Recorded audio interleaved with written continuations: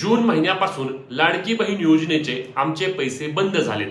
आता यासाठी यामधील ज्या महिला आहेत त्यांना मी एक सांगतो, सर्वात पहिले तुम्हाला हे पैसे कळाले नाहीत तर तुमच्या कुटुंबामध्ये 2 किंवा त्यापेक्षा जास्त लाडक्या बहिणी योजनेचा लाभ घेत असल्याचे सरकारच्या निदर्शनास आले आहे। मग आधी तुमचे रेशनिंग कार्ड तपासा। तुमच्या रेशनिंग कार्ड मध्ये तुम्ही किती महिला आहात? समजा तुम्ही 3 महिला आहात आणि तिघींना देखील या योजनेचे पैसे घेतले आहेत, ठीक आहे, आतापर्यंत घेतले, सरकार देखील तुम्हाला काय बोलले नाही, हे पैसे तुम्हाला परत देखील करावे लागणार नाहीत। पण आता तुम्ही काय करायचंय तर अटी आणि निकषानुसार तुमच्या कुटुंबातील एक विवाहित आणि एक अविवाहित अशा 2च महिलांना योजनेचे पैसे मिळणार आहेत। या बाबी तुम्ही तुमच्या डोक्यामध्ये क्लिअर करा।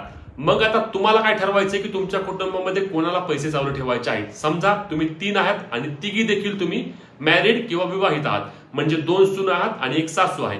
मग तिघींचे देखील काय झाले, लग्न झालेले। आता तिघींपैकी यापुढे पैसे फक्त एकीलाच मिळणार आहेत, ठीक आहे। मग आता तुम्ही तिघींनी आधी ते ठरवायचं आहे की तुमच्यापैकी कोणत्या एकीला पैसे मिळवायचे यापुढे, कारण सरकारने काय सांगितलंय, सरकारने स्पष्टपणे परिपत्रकामध्ये सांगितलंय की तुम्ही स्वतः ठरवायचं आहे की तुमच्या कुटुंबामध्ये कोणाला यापुढे लाभ चालू ठेवायचा आणि तुम्ही ते अंगणवाडी सेविकांना सांगायचं आहे।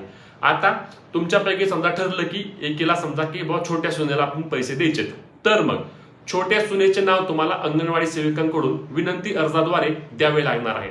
आता तुम्ही अंगणवाडी सेविकांकडे गेला आणि अंगणवाडी सेविकांकडे जाऊन तुम्ही सांगितलं की बाबा विनंती अर्ज द्या। आता विनंती अर्ज मागितल्यानंतर अनेक महिलांचं मत येत आहे की अंगणवाडी सेविका म्हणतायत की आमच्याकडे याबाबतची कोणत्याही प्रकारची अपडेट नाही किंवा आम्हाला हे काही सांगितलं नाही।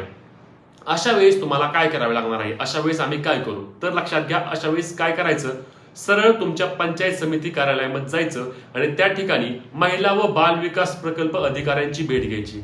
काय सांगतोय मी, लक्षात घ्या, महिला व बाल विकास प्रकल्प अधिकाऱ्यांची भेट घ्यायची, त्यांना ही बाब सांगायची, लाडकी बहीण योजनेअंतर्गत आम्हाला आतापर्यंत सगळे पैसे मिळाले होते, आता आमच्या कुटुंबामध्ये 3 लाभार्थी होत्या, त्यापैकी एकीलाच पैसे चालू ठेवायचे आणि ह्या व्यक्तीला किंवा ह्या आमच्या छोट्या सुनेला हे पैसे यापुढे तुम्ही चालू